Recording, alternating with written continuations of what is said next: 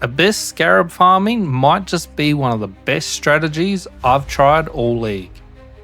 It's cheap to run, easier than Blight, and it's very profitable.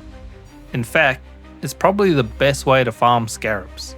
And as a bonus, I'm getting a lot of natural divination card drops.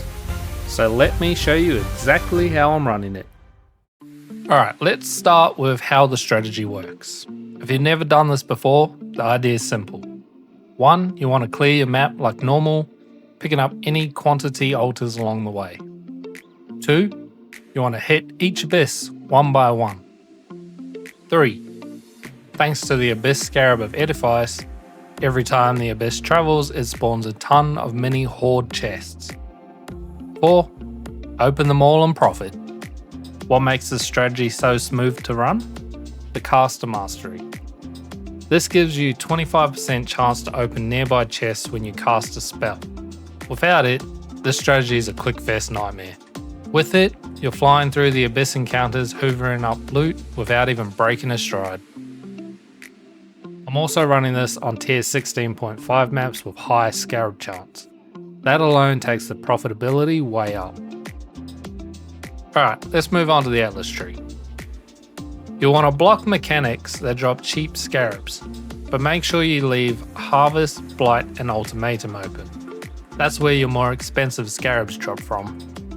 I personally run singular focus, so I can only drop my favourite maps, but you can skip this if you like variety. I also take the Abyssal Army cluster for more mobs and XP. This is not needed. You can put the points into Scarab chance. And the Corrupted Gaze cluster, this is also not needed because those jewels don't really sell. So again, I suggest more Scarab chance. Everything else on the Atlas I suggest taking. Atlas tree down below. Right, on to Scarabs. I use 2 Abyss Scarabs and I use 1 Abyss Scarab of Edifice. These cannot be replaced. The next 2 Scarabs I use Cartography Scarab of Corruption, that way I drop more 8 mod maps, and I use 1 Abyss Scarab of Multitudes for more monsters. If you want to push profit even harder and your build can handle it, swap out the last 2 Scarabs for 2 Scarabs of Risk. Just be warned, it can brick your map. Now, map device, you always want to choose Abyss, no exceptions. Right, your map choice. Make sure you run these on tier 16.5s or tier 17 maps with really high Scarab chance.